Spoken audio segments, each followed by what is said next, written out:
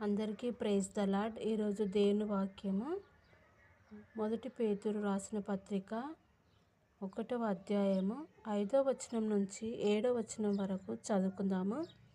కడవరి కాలమందు బయలుపరచబడుటకు సిద్ధముగానున్న రక్షణ మీకు కలుగునట్లు విశ్వాసము ద్వారా దేవుని శక్తి చేత కాపాడబడు మీ కొరకు ఆ స్వాస్థ్యము పరలోకమందు భద్రపరచబడి ఉన్నది.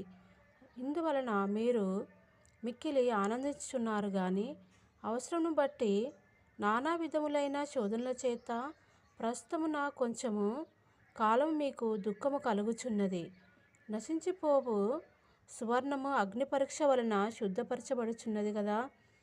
దానికంటే అమూల్యమైన మీ విశ్వాసము ఈ శోధనల చేత పరీక్షకు నిలిచినదై యేసుక్రీస్తు ప్రత్యక్షమైనప్పుడు మెప్పును మహిమయు ఘనతయు కలుగుటకు కారణమగును.